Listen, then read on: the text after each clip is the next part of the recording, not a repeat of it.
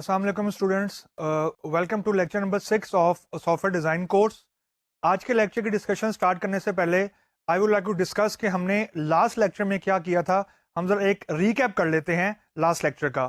Last lecture में हम लोगों ने सॉफ्टवेयर डिज़ाइनिंग का स्टार्ट किया था कि सॉफ्टवेयर डिज़ाइनिंग की इंपॉर्टेंस क्या है, हमें सॉफ्टवेयर डिज़ाइन पे ज़्यादा फोकस हमने क्यों करना है, और सॉफ्टवेयर प्रोसेस लाइफ साइकिल के अंदर सॉफ्टवेयर डिज़ाइन का एस्पेक्ट किस वक्त एंटर होता है, उसकी आउटपुट क्या होती है और वो पूरे लाइफ साइकिल को इम्पैक्ट कैसे करता है अपनी इंपॉर्टेंस के हिसाब से। फिर हमने ये देखा था कि अगर सॉफ्टवेयर डिजाइन को हम बिल्कुल ही इग्नोर कर दें या उस पर मिनिमम कंसंट्रेशन रखें तो इसका इम्पैक्ट क्या होता है, और अगर हमने एक बड़ा मेच्योर और प्रोफेशनल किस्म का सॉफ्टवेयर डिजाइन मेथोडोलॉजी को अडॉप्ट किया हुआ है तो उसका इम्पैक्ट क्या होता है। यहाँ पे I would like to stress के मैंने लास्ट लेक्चर में भी ये कहा था कि जो सॉफ्टवेयर की मेंटेनेंस है that's a very big issue for the companies, और सॉफ्टवेयर की जो मेंटेनेंस है वो हाईली डिपेंडेंट होती है या हाईली कोहेरेंट होती है सॉफ्टवेयर के डिजाइन के ऊपर।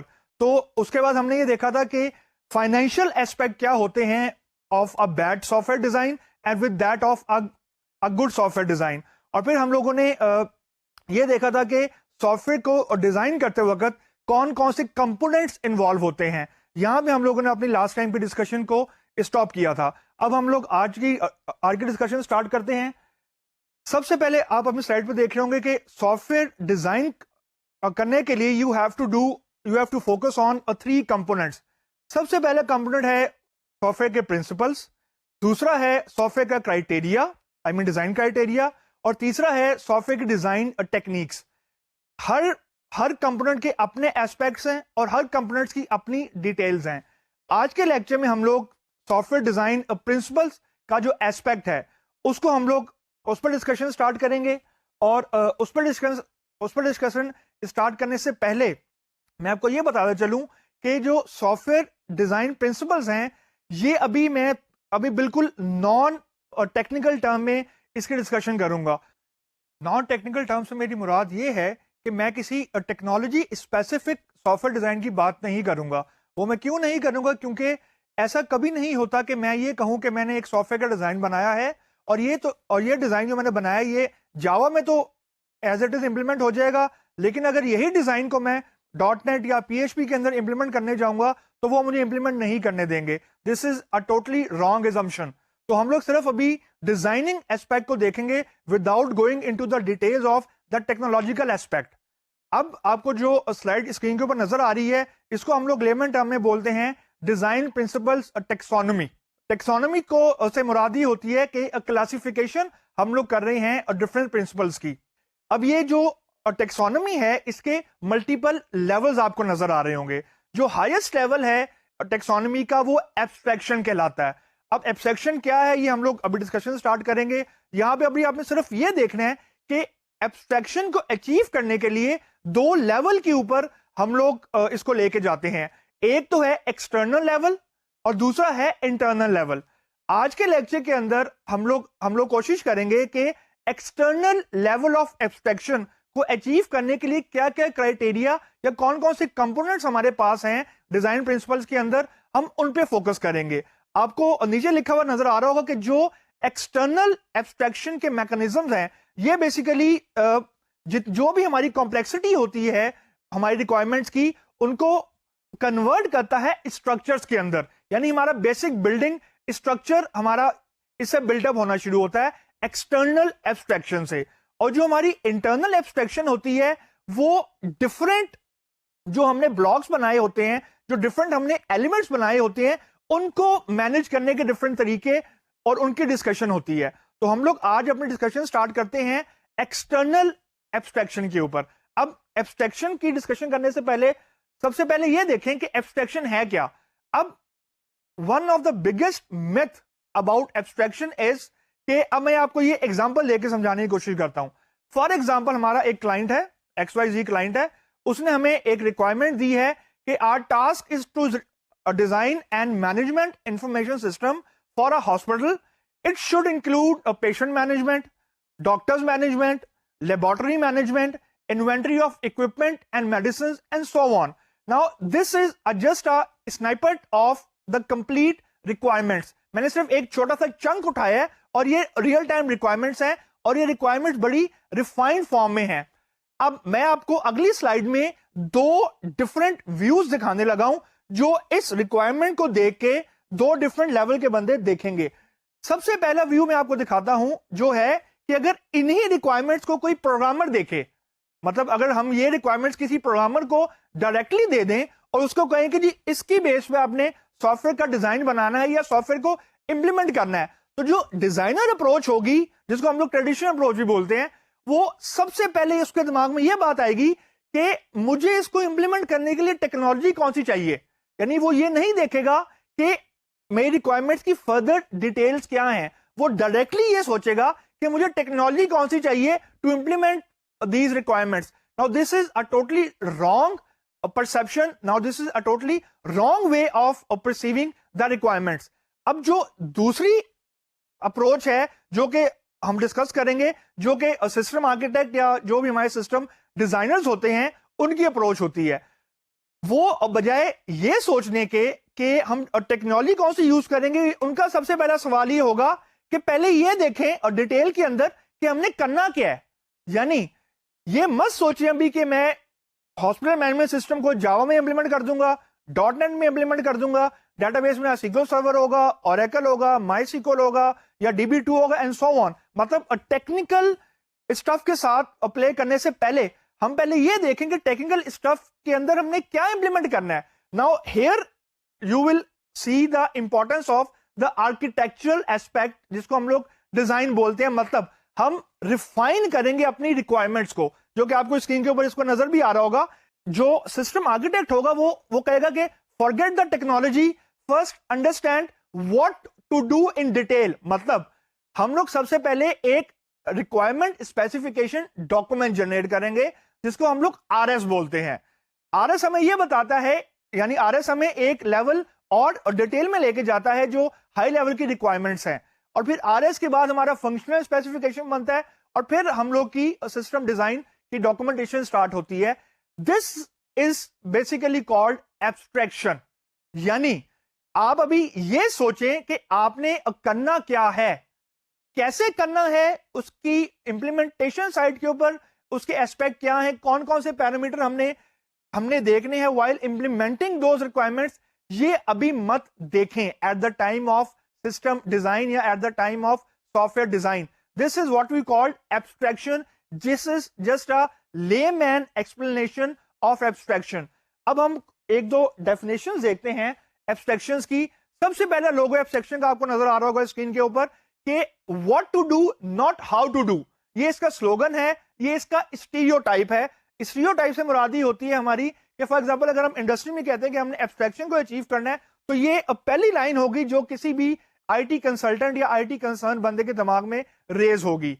अब IEEE वालों ने जो एब्स्ट्रैक्शन को डिफाइन किया है वो ये कहते हैं कि this is a view of an object that focuses on the information relevant to the particular purpose and ignore the remainder of the information.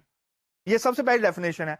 और दूसरी डेफिनेशन जो कि ज्यादा इजी है और ज्यादा इंपॉर्टेंट भी है कि abstraction is generally used for handling and reducing complexity.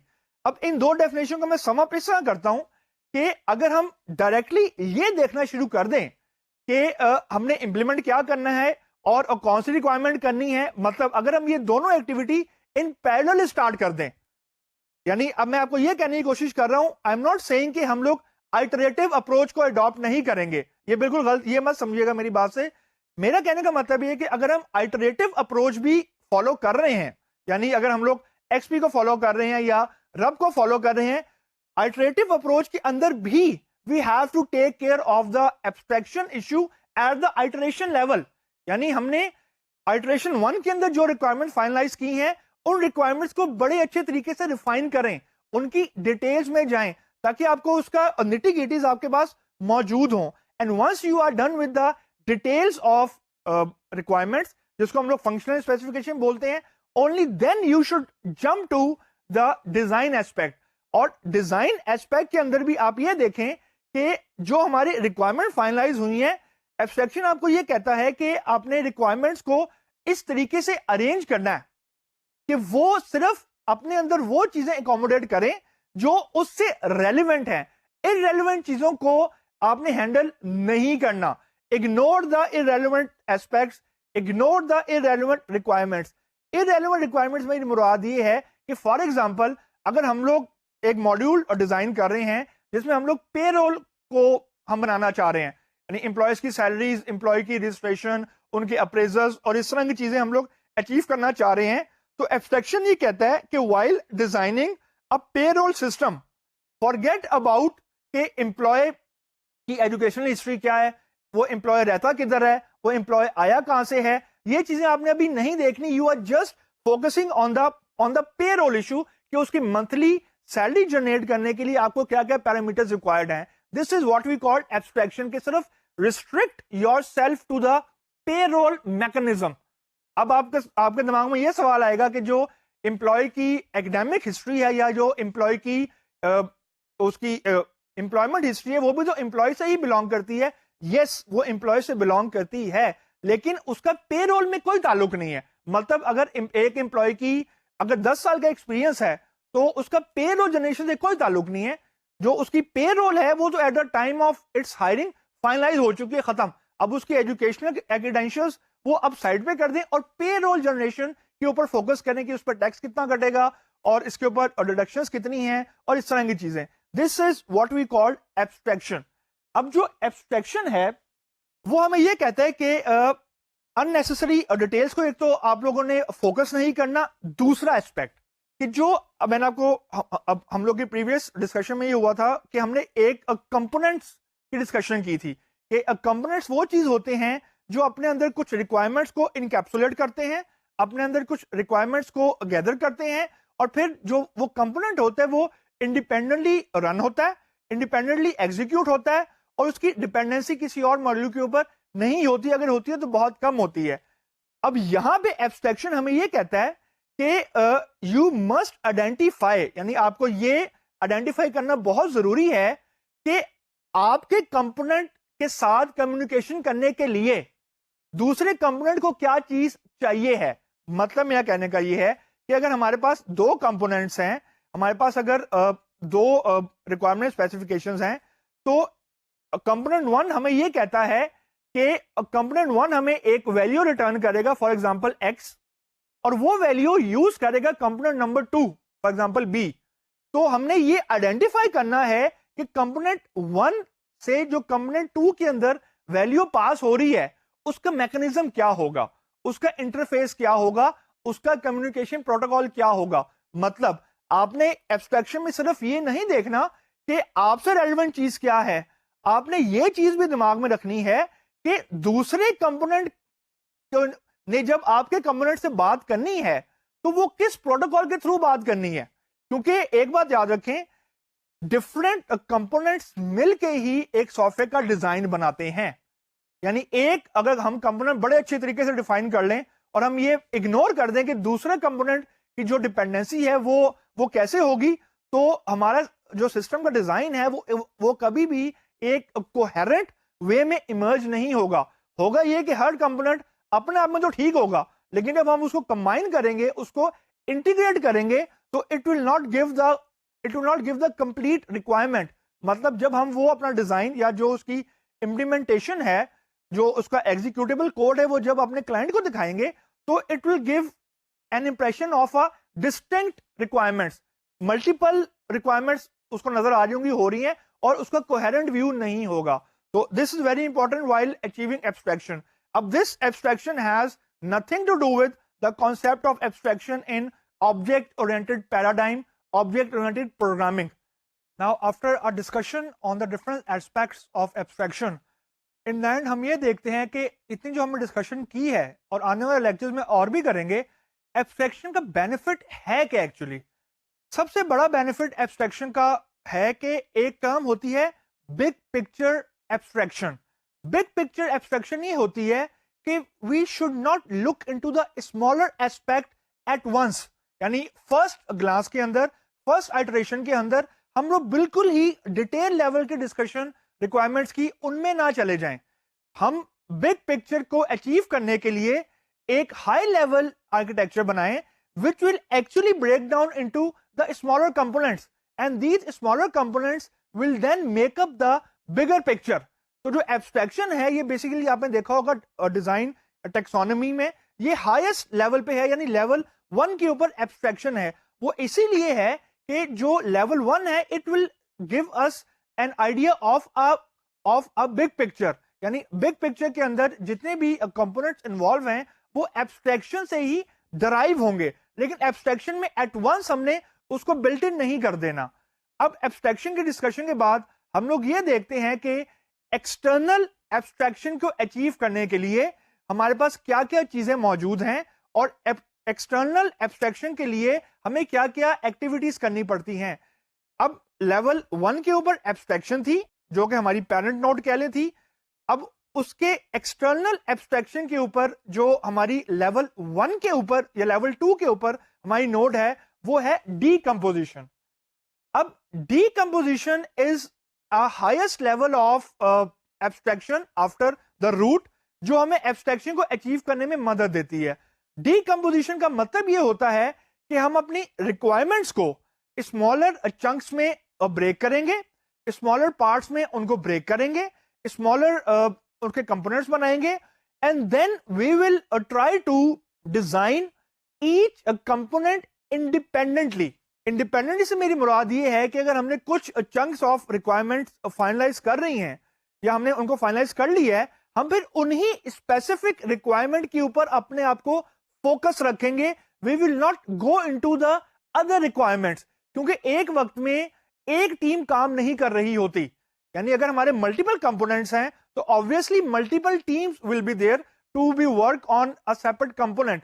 तो जो कंपोनेंट स्पेसिफिक रिक्वायरमेंट्स हैं वो हम इंडिपेंडेंटली उनको हम डेवलप करेंगे, और हमने अब ये देखना है कि जब हमारे कंपोनेंट्स बन जाएंगे, जब हमारे कंपोनेंट्स डेवलप हो जाएंगे इन अ कोहेरेंट वे, तो उसके बाद उन कंपोनेंट्स की जो दूसरे कंपोनेंट्स के साथ इंटरेक्शन है, क्योंकि अब याद रखें हम ये एक्सटर्नल एब्स्ट्रैक्शन की बात कर रहे हैं, तो उस वक्त हमने ये जरूर देखना है कि जब हमने एक कंपोनेंट को डिजाइन कर लिया, हमने उसको अपने हिसाब से रिफाइन कर लिया, तो उसकी जो कम्युनिकेशन विद अदर कंपोनेंट्स है, यानी उसने दूसरे कंपोनेंट्स के साथ जब बातचीत करनी है, तो we have to establish that protocol also, क्योंकि अगर हम उसकी दूसरे कंपोनेंट्स के साथ बात करने का तरीका डिस्कस नहीं करेंगे या दूसरे कंपोनेंट के साथ इंटरफेसिंग का मैकेनिज्म हम डिस्कस नहीं करेंगे, तो we can not achieve external abstraction by using decomposition. और फेमस फ्रेज है डिवाइड एंड कंकर, ये फेज बिल्कुल फिट इन होता है डीकंपोजिशन के अंदर, कि बजाय इसके हम एक बड़ी प्रॉब्लम को एट वंस सॉल्व करें, हम उसी बड़ी प्रॉब्लम को छोटे हिस्सों में हम उसको ब्रेकअप करें और फिर उस हर छोटे हिस्से को हम इंडिपेंडेंटली हैंडल करें। और हो सकता है कि फॉर एग्जांपल अगर हमने हमारी अगर 20 रिक्वायरमेंट्स हैं, हमने 5-5 रिक्वायरमेंट्स की बेस पे 4 कंपोनेंट्स बना दिए हैं, तो ये जरूरी नहीं है कि 4 components he at the end हमारे फाइनल सिस्टम का पार्ट रहेंगे। हर कंपोनेंट जिसके अंदर 4 या 5 रिक्वायरमेंट्स हैं वो फर्दर स्प्लिट हो सकता है, फर्दर ब्रेकअप हो सकता है। मतलब ये बिल्कुल नहीं है कि सिर्फ डीकंपोजिशन एक ही मर्तबा करनी है, विद इन कंपोनेंट्स भी डीकंपोजिशन हो सकती है डिपेंडिंग अपॉन द रिक्वायरमेंट्स, क्योंकि एट टाइम ऐसा होता है कि जो क्लाइंट्स ने हमें रिक्वायरमेंट दी होती हैं वो इतनी वेग होती हैं या इतनी उनमें वेरिएशन होती है कि एक लेवल की डीकंपोजिशन से हम लोग कुछ अपनी अचीव नहीं कर सकते। Then we have to go into the an other level of decomposition for achieving the system design. तो डिवाइड एंड कंकर वाली पॉलिसी हम लोग अप्लाई करते हैं depending upon the intensity of the requirements. उसके बाद हम ये देखते हैं कि कुछ रूल्स हैं जो हमें डीकंपोजिशन करते वक्त दिमाग में रखने हैं।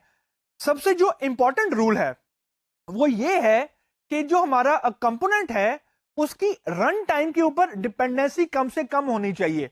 मतलब ऐसा नहीं होना चाहिए कि मॉड्यूल ए है लेकिन मॉड्यूल ए को रन करने के लिए हमें मॉड्यूल बी से कुछ इनपुट चाहिए है। ऐसा हमारी कोशिश होनी चाहिए कि ऐसा नहीं हो। मतलब there should be no run time binding. Run time binding से मुराद ये होती है कि अगर हमने अपना एक कंपोनेंट डिफाइन कर लिया है, उसको हमने डिजाइन कर लिया है, लेकिन हम डिपेंडेंट हैं किसी और दूसरे कंपोनेंट की इनपुट के ऊपर, जो डिपेंडेंसी का एस्पेक्ट है विद इन डिफरेंट कंपोनेंट्स, या एक कंपोनेंट को रन करने के लिए we are waiting for an input from an other component, this sort of architecture या this sort of design will basically increase dependency and there will be a chance of failure, more failure. मैं ये नहीं कह रहा कि बिल्कुल ही ये एक किस्म का गलत डिजाइन है, लेकिन this is not a good approach to use.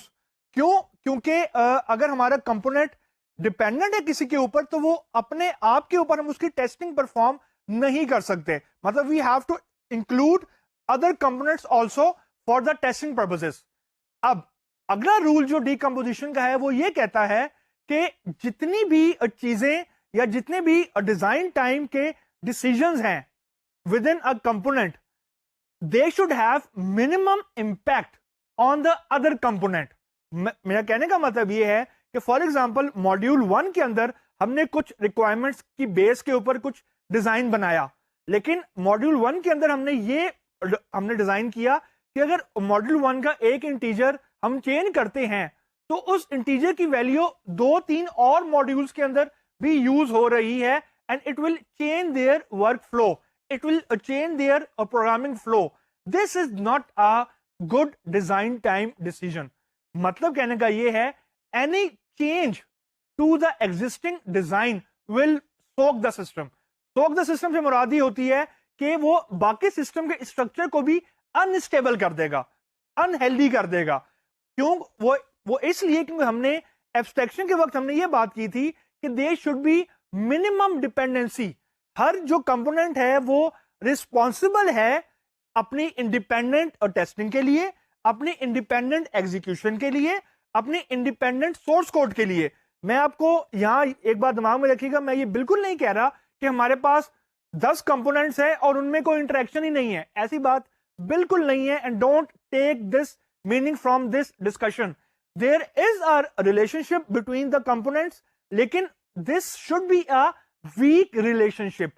A weak bonding होनी चाहिए between the components, merely due to the reason that if there is more relationship or if there is a tight relationship between two components, there is a very good chance of change. यानी अगर हम एक module को change कर रहे हैं, उसका impact multiple modules के ऊपर भी आएगा, और इसको हम लोग बोलते हैं a cascading effect. If we change the one module, there it will have its consequences on all the related modules. This should not be there. और उसके बाद जो आखिरी रूल है वो ये कहता है, नथिंग लेस नथिंग मोर वाला रूल है. कहने का मेरा मतलब है कि एक कंपोनेंट को रन करने के लिए जितने भी पैरामीटर्स रिक्वायर्ड हैं, जितनी भी वैल्यूज रिक्वायर्ड हैं, जितनी भी चीजें उस स्पेसिफिक कंपोनेंट को रन करने के लिए रिक्वायर्ड हैं, these all things should be a part of that component.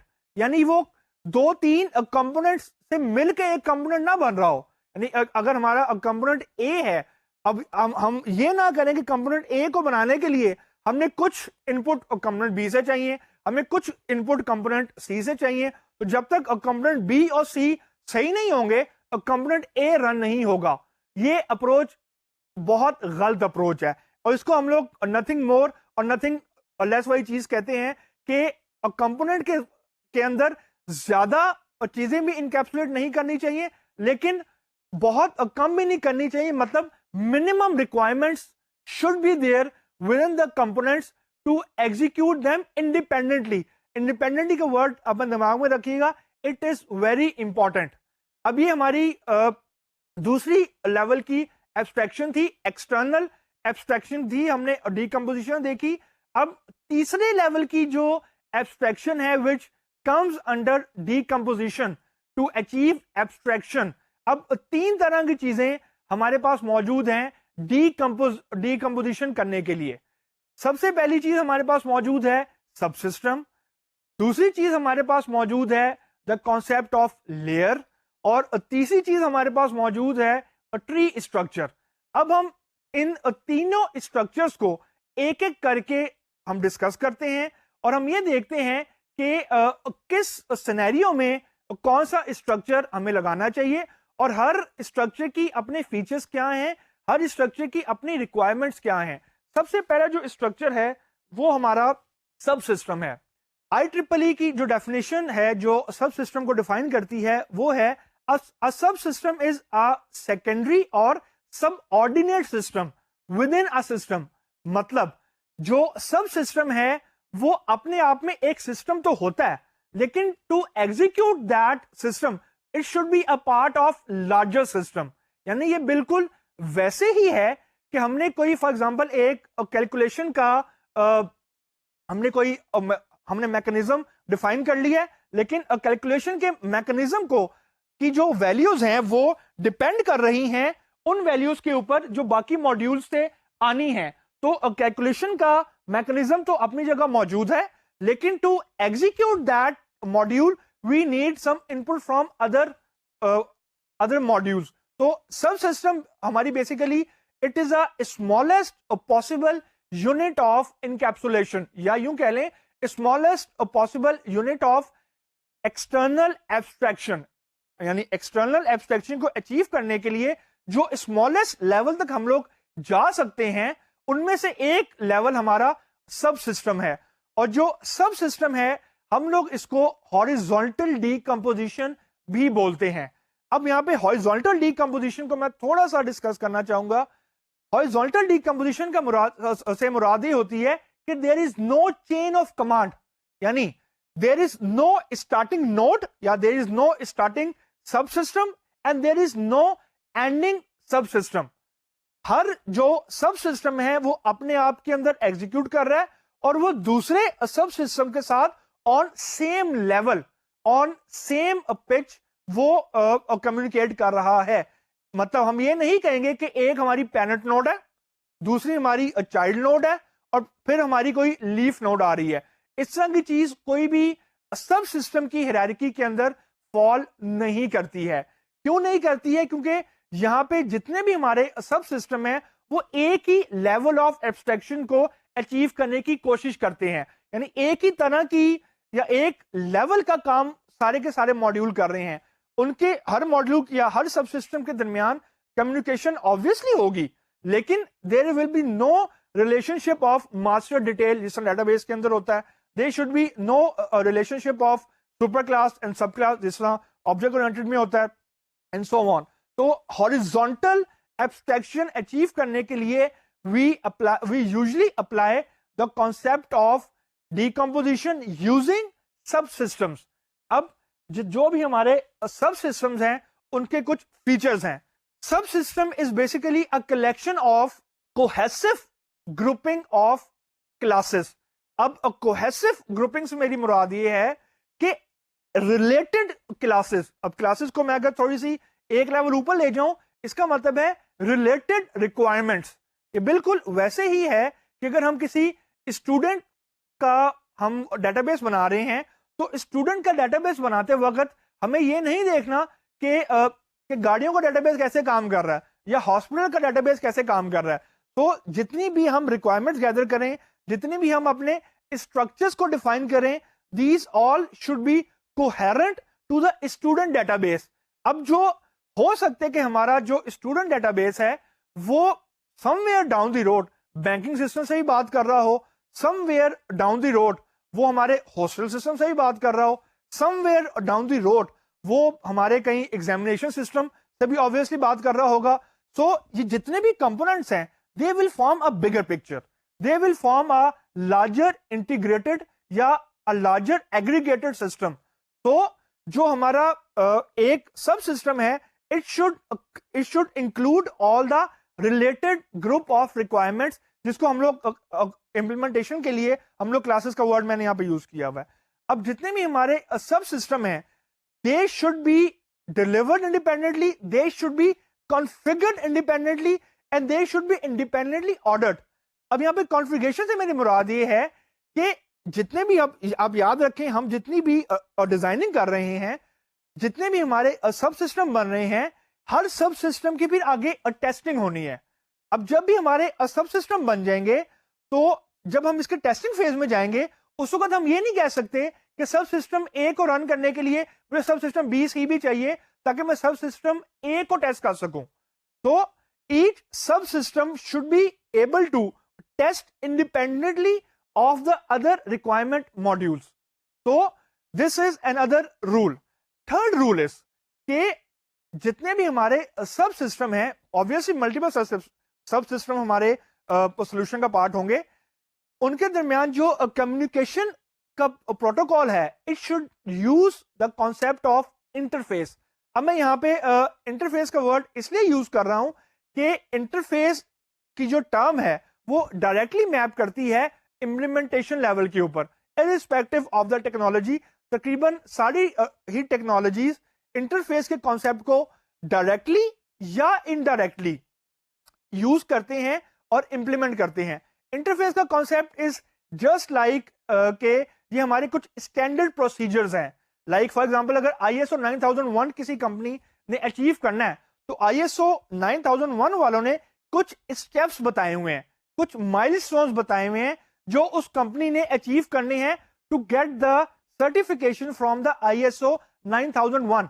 बिल्कुल इसी तरीके से अगर किसी एक सब सिस्टम ने दूसरे सब सिस्टम से बात करनी है तो उनके दरमियान जो कम्युनिकेशन का प्रोटोकॉल होगा या जो कम्युनिकेशन के स्टेप्स होंगे, these steps should be well defined and they will be communicated to the other module via well defined interfaces. अब यहां थोड़ी इंप्लीमेंटेशन लेवल पे मैं बात करना चाहूंगा।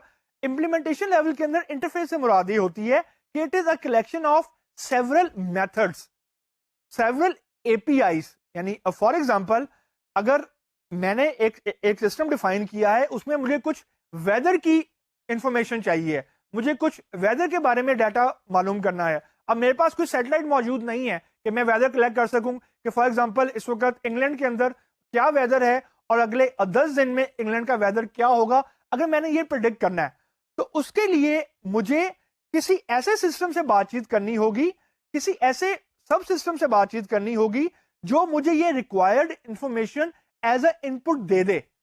अब जो एक सिस्टम की दूसरे सिस्टम से बातचीत है उसको हम यूजली वेब के ऊपर तो कहते हैं वेब सर्विस, और नॉर्मल प्रोग्रामिंग यानी और डेस्कटॉप प्रोग्रामिंग के अंदर हम लोग कहते हैं एप्लीकेशन प्रोग्रामिंग इंटरफेस के जरिए हम दो मॉड्यूल्स की आपस में कम्युनिकेशन करवा सकते हैं। यानी मॉड्यूल बी जो कि हमारा वेदर वाला है वो अपने कुछ ऐसे मेथड्स या कुछ अपने ऐसे फंक्शंस एक्सपोज कर देगा टू मॉड्यूल ए ताकि मॉड्यूल ए उन मेथड्स को और फंक्शंस को यूज कर सके to get its own execution internally. तो ये इंटरफेस का कॉन्सेप्ट है कि it is just a collection of methods exposed by another subsystem to be used by the host subsystem. Host subsystem A है और जो हमारा independent सब सिस्टम है जहां से हम कुछ जहां से जिसको हमने कुछ रिक्वेस्ट की हुई है डाटा की, वो हमारा सब सिस्टम बी है। तो इंटरफेस से मुराद ये है कि there should be a clear line of communication between two sub systems. अब इसके बाद after the discussion of the sub system rules, जो सबसे आखिरी रूल मैं डिस्कस करना चाहूंगा वो ये है the decomposition of the functional layer या functional specification. This is very important and key rule.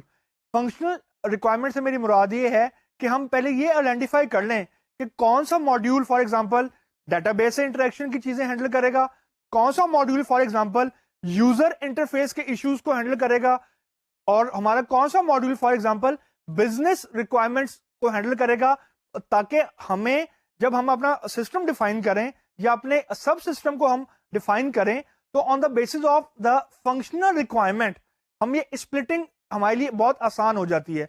यहां पे मैं ये रीआइटरेट करना चाहूंगा कि आज के लेक्चर में शुरू में हमने ये डिस्कशन की थी कि हम RS जनरेट करते हैं यानी रिक्वायरमेंट स्पेसिफिकेशन जनरेट करते हैं to achieve the abstraction. This concept is basically derived from the functional specification, जिसको हम लोग FS बोलते हैं, क्योंकि FS जो है वो हमारा लास्ट डॉक्यूमेंट होता है before we jump into the designing aspect of the software. अब सब सिस्टम को यहाँ पे हम देखते हैं ये क्या चीज है। स्लाइड पे आपको दो पिक्चर्स नजर आ रही होंगी। लेफ्ट हैंड साइड के ऊपर आपको कुछ ग्रे एरिया नजर आ रहा होगा, एक पिक्चर नजर आ रही होगी जो बिल्कुल एक ब्लर किस्म की है। You will not be able to read anything out of it. This is basically requirements, यानी हमें बेसिकली हमारे क्लाइंट ने कुछ रिक्वायरमेंट्स दी हैं, कुछ हमें फंक्शनल स्पेसिफिकेशन डॉक्यूमेंट मिला है जो डिजाइनर के लिए इनिशियली अभी वेग है। वेग इन अ सेंस मतलब ही और शी कैन रीड इट, लेकिन अब इससे उसने एक डिजाइन जनरेट करना है यूजिंग द कॉन्सेप्ट ऑफ सब सिस्टम। फॉर इंस्टेंस, अब जब ग्रे एरिया में से कुछ डिजाइन इमर्ज होगा तो कुछ चीजें तो हमारा स्ट्रक्चर बन जाएंगी। स्ट्रक्चर से मेरी मुराद ये है कि हमारे जो भी सब सिस्टम इमर्ज हो रहे हैं उनके दरमियान आपस में कम्युनिकेशन कैसे हो रही है, यानी कौन सा मॉड्यूल या कौन सा सब सिस्टम किस सब सिस्टम से बात कर रहा है, और एक सब सिस्टम कितने और लेवल्स के ऊपर सब सिस्टम से बात कर रहा है। तो कुछ चीजें उस ग्रे एरिया में से तो ये स्ट्रक्चर बन जाएंगी, यानी जिसको हम लोग बोलते हैं कि रिलेशनशिप्स बन जाएंगे, और जो कुछ रिक्वायरमेंट्स हैं वो उस ग्रे एरिया में से सब सिस्टम बन जाएंगी। यानी जो हमारी रिक्वायरमेंट्स हमें यूजर देगा, जरूरी नहीं है वो सारी की सारी रिक्वायरमेंट सब सिस्टम का पार्ट हो। कुछ चीजें सब सिस्टम का पार्ट होंगी और कुछ चीजें रिक्वायरमेंट में से हमारी सब सिस्टम बन जाएगा। यानी for the timing on the screen आपको नजर आ रहा होगा कि there are multiple black boxes.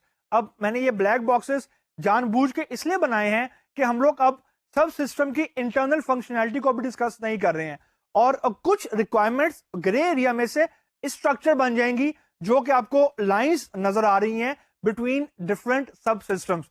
तो बेसिकली दो चीजें इमर्ज होंगी हमारे ग्रे एरिया में से, एक जिसको हम लोग बोलेंगे स्ट्रक्चर। स्ट्रक्चर से मुराद है मेरी रिलेशनशिप्स, हाउ द मल्टीपल सब सिस्टम्स आर कम्युनिकेटिंग, यानी कौन सा सब सिस्टम कौन से दूसरे अंडरलाइंग या कौन से दूसरे एग्जिस्टिंग सब सिस्टम से बातचीत कर रहा है। और दूसरा है ब्लैक बॉक्स जो कि एक्चुअल सब सिस्टम इटसेल्फ है। क्यों? और ब्लैक बॉक्स इसलिए है कि हम अभी इंटरनल सब सिस्टम की डिस्कशन नहीं कर रहे हैं। अब मैं आपको एक रियल टाइम एग्जांपल से एक्सप्लेन करने की मैं कोशिश करता हूं। स्क्रीन के ऊपर आपको 4 बॉक्सेस नजर आ रहे होंगे। अब ये ब्लैक बॉक्स नहीं है, अब ये और कलर है इनका। अब यहाँ पे आपको 4 यूं समझे सब सिस्टम नजर आ रहे हैं। सबसे पहला सब सिस्टम है हमारा स्टूडेंट मैनेजमेंट, दूसरा है हमारा HR एंड पेरोल, तीसरा है हमारा अकाउंट्स, और चौथा है हमारा लाइब्रेरी मैनेजमेंट सिस्टम। अब अगर मैं इस पूरे सिस्टम की बात करूं या मैं अगर इसको एक इंटीग्रेटेड व्यू देना चाहूं तो this can be a campus management solution या यूनिवर्सिटी मैनेजमेंट सोल्यूशन या इंस्टीट्यूट मैनेजमेंट सोल्यूशन। अब जो ये 4 डिफरेंट सब सिस्टम इमर्ज हुए हैं, हर सब सिस्टम के साथ अपना FS अटैच है, यानी अपनी अपनी फंक्शनल स्पेसिफिकेशन हर सब मॉड्यूल के साथ, हर सब सिस्टम के साथ अटैच हुई है। हमने यहाँ पे किया सिर्फ ये है जस्ट फॉर अ डिस्कशन कि हर सब सिस्टम की जो फंक्शनल स्पेसिफिकेशन है उनको नहीं देखा। हमने सिर्फ ये कहा है कि जो स्टूडेंट मैनेजमेंट के अंदर चीजें होंगी वो स्टूडेंट की एक्टिविटीज से रिलेटेड होंगी। जो HR और पेरोल वाली चीजें होंगी उसमें सैलरी जनरेट कैसे होती है, एम्प्लॉय हायर कैसे होता है, उसकी अप्रेजल कैसे होती है, उसका इंक्रीमेंट कैसा लगता है, उसके टैक्सेस कौन से डिडक्ट होते हैं। अकाउंट्स में हमने देखा है कि जी कि बजटिंग चीजें कैसे मैनेज होती हैं, स्टूडेंट की फीस कैसे मैनेज होती है, एसेट मैनेजमेंट कैसे होती है। और चौथा मॉड्यूल हमारा ये है कि लाइब्रेरी मैनेजमेंट के जितने भी प्रोसीजर्स हैं वो हमने लाइब्रेरी के सब सिस्टम के अंदर इनकैप्सुलेट कर दिए हैं। अब यहाँ पे आपको एक चीज कॉमन नजर आ रही होगी कि स्टूडेंट मैनेजमेंट, लाइब्रेरी मैनेजमेंट और HR and payroll they all are communicating with the accounts department. Reason, student management के अंदर जो स्टूडेंट ने फीस पे करनी है वो अकाउंट्स डिपार्टमेंट से इंटरेक्शन होगा। जो HR और पेरोल है, at the end of the day आपने पे करना है एम्प्लॉय को, उसके अकाउंट में पैसे आने हैं, तो उसके लिए you again need to jump to the account sub system. जो लाइब्रेरी मैनेजमेंट है, आपका सवाल ये होगा लाइब्रेरी मैनेजमेंट का अकाउंट से क्या ताल्लुक है? बहुत गहरा ताल्लुक है। जब बुक्स परचेज होती हैं या स्टूडेंट को फाइन चार्ज होता है, ये लाइब्रेरी मैनेजमेंट सिस्टम वाला ऑन इट्स ओन नहीं कर सकता। जब भी फाइनेंशियल एस्पेक्ट आएगा तो your system need to communicate with the accounts department. अब जो ये लाइंस हैं between the different modules, this is basically the highest level of abstraction, highest level of relationships between the different components. अब ये हमारी discussion थी subsystems के ऊपर, जो हमने हॉरिजॉन्टल डीकंपोजिशन अचीव करने के लिए डिस्कस की. अभी इस डायग्राम में आपको मैं एंडिंग पॉइंट ये जरूर बताता जाऊंगा कि इस पूरे स्ट्रक्चर के अंदर there is no starting module या there is no root module. यानी मैं ये नहीं कह सकता कि अकाउंट्स डिपार्टमेंट से सारी चीजें इमर्ज हो रही हैं, यानी अकाउंट्स डिपार्टमेंट बाकी सारे मॉड्यूल्स को कंट्रोल कर रहा है, बाकी सारे मॉड्यूल को इंस्ट्रक्शंस पास ऑन कर रहा है. ऐसा नहीं है. हर मॉड्यूल अपने आप पे काम कर रहा है, हर मॉड्यूल एक ही लेवल की एब्स्ट्रैक्शन को अचीव करने की कोशिश कर रहा है और हर मॉड्यूल इंडिपेंडेंटली एग्जीक्यूटेबल फॉर्म में मौजूद है. तो this is basically horizontal decomposition. Horizontal decomposition का मतलब ये कतई नहीं होता कि मैं चारों डब्बे एक ही लाइन में लिख दूं ताकि आप ये समझें कि ये हॉरिजॉन्टल डीकंपोजिशन हो रही है. हॉरिजॉन्टल डीकंपोजिशन से सिर्फ ये मुराद होती है कि there is no master and a child relationship. कोई डिपेंडेंसी नहीं है, कोई मास्टर एंड स्लेव का रूल नहीं है. सारी की सारी नोड्स एक ही लेवल के ऊपर काम कर रही हैं. इसके बाद हम दूसरी डीकंपोजिशन का जो रूल है, या अगर हमने एब्स्ट्रैक्शन अचीव करनी है वाया डीकंपोजिशन, तो अभी हमने डिस्कशन की थी हॉरिजॉन्टल डीकंपोजिशन की. अब हम डिस्कशन करते हैं वर्टिकल डीकंपोजिशन की. अब वर्टिकल डीकंपोजिशन से मुराद ये होती है कि आपकी जो इंस्ट्रक्शंस हैं या जो आपकी रिक्वायरमेंट्स हैं वो from top to down travel कर रही हैं. There is a dependency factor, there is a dependency issue. मतलब हमारे अगर डिफरेंट मॉड्यूल्स हैं, एक मॉड्यूल को रन करने के लिए यू कैन नॉट से कि मेरा एक मॉड्यूल किसी इनपुट के बगैर रन कर जाएगा. ऐसी बात नहीं है. लेयर से मुरादी होती है कि we are decomposing our requirements into smaller and manageable units, and these layers are hierarchically structured. Hierarchically structure से मुरादी होती है कि लेयर 1 के बाद लेयर 2 आएगी, लेयर 2 के बाद लेयर 3 आएगी, लेयर 3 के बाद लेयर 4 आएगी, एंड सो ऑन. यहां पे ये बात याद रखिएगा कि अब मैंने सब सिस्टम के अंदर कोई हायरार्किकल स्ट्रक्चर की बात नहीं की थी, तो वो बिल्कुल लीनियर किस्म का स्ट्रक्चर था. लेकिन यहां पे there is an hierarchy. Hierarchy से मुराद है कि देयर आर सर्टेन रूल्स जिसको लेयर डीकंपोजिशन में हम लोग फॉलो करेंगे. यानी there will be layer 1, layer 2, layer 3, layer 4 and so on. जो हर लेयर हमारी है, it will correspond to each it will correspond to the one level of abstraction. यानी हमारी जितनी भी लेयर्स हैं वो अपने अंदर कुछ ना कुछ रिक्वायरमेंट्स फुलफिल कर रही होंगी, लेकिन जो हर लेयर है वो अपनी अंडरलाइंग लेयर, यानी जो लेयर नंबर 2 है वो लेयर नंबर 3 के लिए कुछ सर्विसेज प्रोवाइड कर रही होगी, जो लेयर नंबर 1 है वो लेयर नंबर 2 के लिए कुछ सर्विसेज प्रोवाइड कर रही होगी. यानी each layer will be providing services to its immediate next layer. अब यहां पे immediate का वर्ड बहुत इंपॉर्टेंट है. इमीडिएट लेयर से मेरी मुराद ये है कि अगर लेयर 1 ने बात करनी है तो लेयर 1 सिर्फ अपनी इमीडिएट लेयर जो कि लेयर नंबर 2 है, सिर्फ उसी से बात कर सकता है. लेयर नंबर 1 कभी भी लेयर नंबर 3 से डायरेक्टली बात नहीं करेगा. ये हम अभी थोड़ी देर में डिस्कस भी करते हैं. अब जो हमारी हर लेयर है वो इंडिपेंडेंटली काम कर रही है. इंडिपेंडेंटली काम करने से मेरी मुराद ये है कि it is containing a certain level of abstraction with in its boundary. अब उनको टेस्ट भी इंडिपेंडेंटली कर सकते हैं, लेकिन यहां पे कॉन्सेप्ट आ जाता है रिक्वेस्ट एंड रिस्पॉन्स का, जो कि सब सिस्टम के अंदर मौजूद नहीं था. क्योंकि रिक्वेस्ट और रिस्पॉन्स मैकेनिज्म से मुरादी होती है कि एक लेयर इंडिपेंडेंटली काम तो कर रही है, लेकिन वो दूसरी लेयर्स को कुछ रूल्स के तहत, वो रूल्स क्या हैं हम लोग अगली स्लाइड में देखेंगे, कुछ रूल्स के तहत रिक्वेस्ट और रिस्पॉन्स के मैकेनिज्म को भी फॉलो कर रही है, जो कि सब सिस्टम में नहीं था. और ये बेसिकली डिफरेंस है सब सिस्टम में और लेयर्स के अंदर। अब आपको स्क्रीन के ऊपर एक डायग्राम नजर आ रही होगी, ये डायग्राम उस चीज से मिलती जुलती है जो हमने अभी सब सिस्टम में देखी। On the left hand side there are again grey box, and on the right hand side you are seeing a very structured and hierarchical decomposition of different requirements। यहां पे आपको बेसिकली 5 लेयर्स यहां पे नजर आ रही हैं। जो सबसे बॉटम वाली है वो आपकी लेयर 1 है, फिर उससे ऊपर वाली लेयर 2 है, फिर लेयर 3 है, एंड सो ऑन। यहां पे जो लेयर नंबर 1 है जो कि बॉटम के ऊपर है, वो अपनी सबसीक्वेंट लेयर, जो उसकी सबसीक्वेंट अपर लेयर है जो कि लेयर नंबर 1 बनती है, सिर्फ उसी से कम्युनिकेट कर सकती है। अब ये बड़ी स्ट्रिक्ट किस्म की बाइंडिंग है। और जो लेयर नंबर 1 है वो सिर्फ लेयर नंबर 2 से बातचीत कर सकती है, जो लेयर नंबर 3 है वो सिर्फ लेयर नंबर 4 से बातचीत कर सकती है, एंड सो ऑन। इसको हम लोग बोलते हैं स्ट्रिक्ट बाइंडिंग ऑफ रूल्स। सब सिस्टम में ऐसी कोई चीज मौजूद नहीं थी। सब सिस्टम में तो लीनियर था, कोई भी सब सिस्टम किसी भी सब सिस्टम के साथ बातचीत कर सकता था, कोई उनमें बाइंडिंग नहीं थी। लेकिन लेयर्स के अंदर there is a hierarchical binding, कि अगर किसी लेयर ने किसी भी लेयर से बात करनी है तो वो सिर्फ उसकी ऊपर वाली लेयर ही होगी।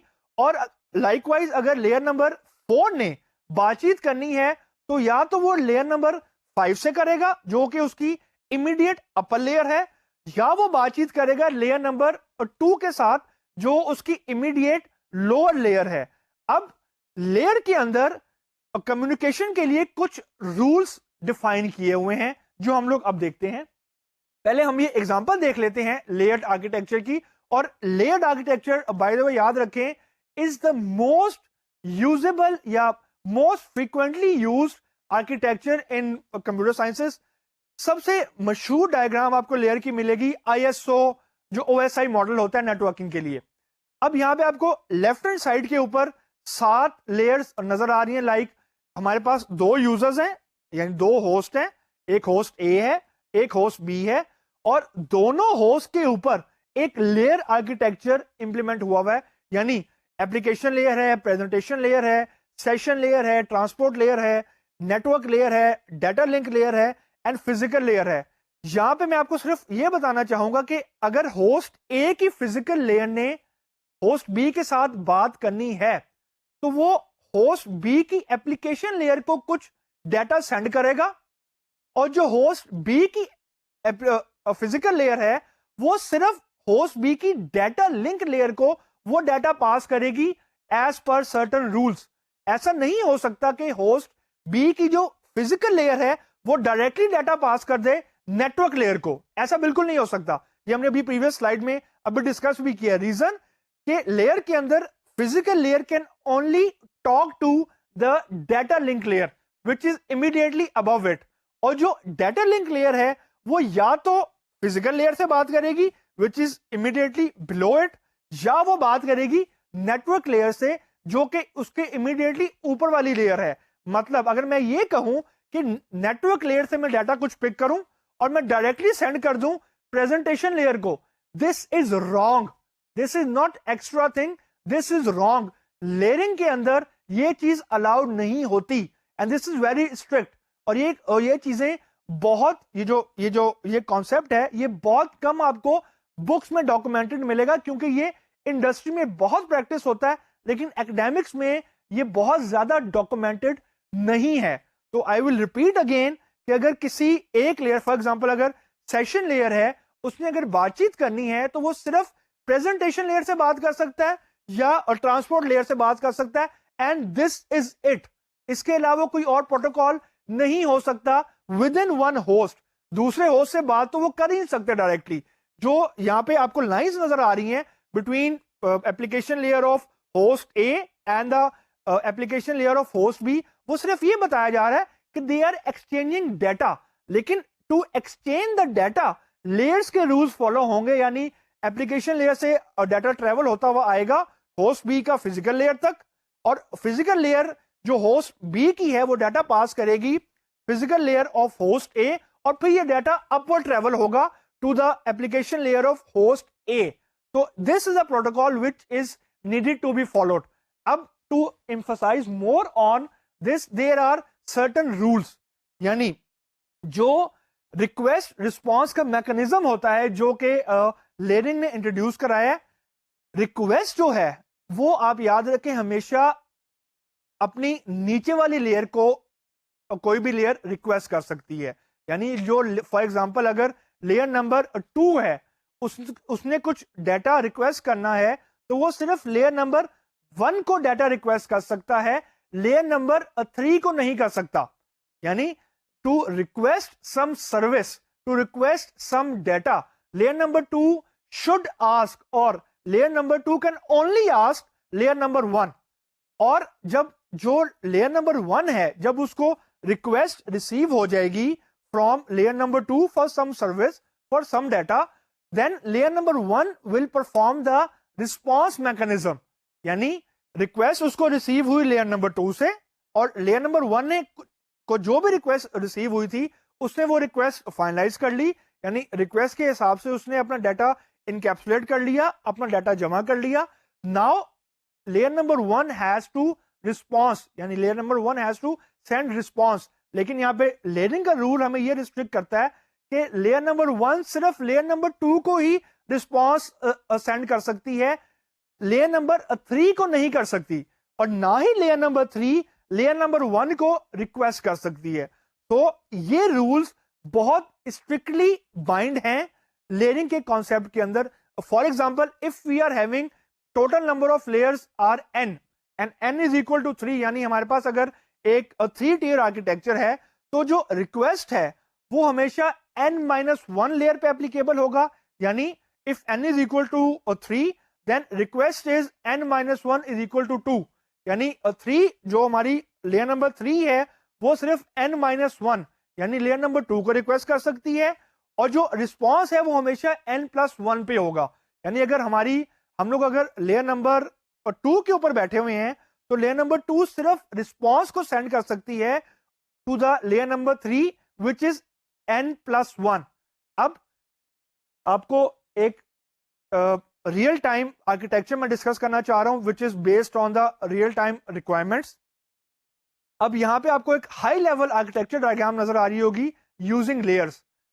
जो लेयर नंबर 1 है वो हमारी स्टूडेंट मैनेजमेंट की है, लेयर नंबर 2 जो है वो हमारी ऑपरेशंस लेयर है, और जो लेयर नंबर 3 है वो हमारी सर्विसेज की लेयर है।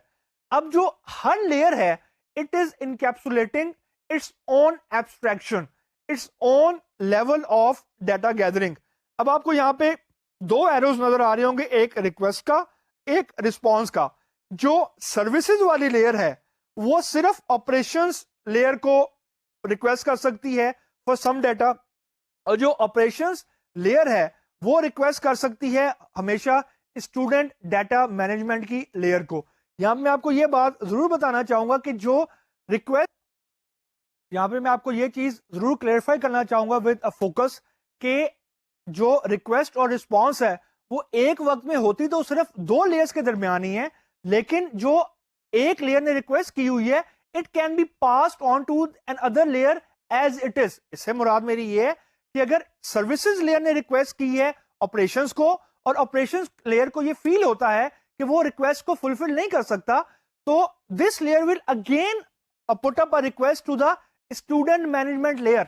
यानी to complete a request interaction between multiple layers can be there, but with the rule के सब्सिक्वेंट लेयर के साथ ही कम्युनिकेशन होगी। और फिर इसी तरीके से रिस्पॉन्स है, जो स्टूडेंट मैनेजमेंट की लेयर है वो रिस्पॉन्स सेंड करेगी ऑपरेशंस लेयर को, और ऑपरेशंस लेयर जो है वो फिर एट द एंड अपना रिस्पॉन्स सेंड करेगी सर्विसेज लेयर को।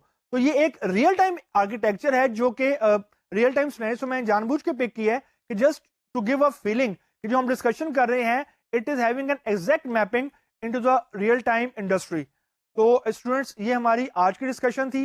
मैं अपनी डिस्कशन आज यहीं पे रोकता हूं, और अगले लेक्चर में हम लोग अपनी डिस्कशन यहीं से कंटिन्यू करेंगे। खुदा हाफिज।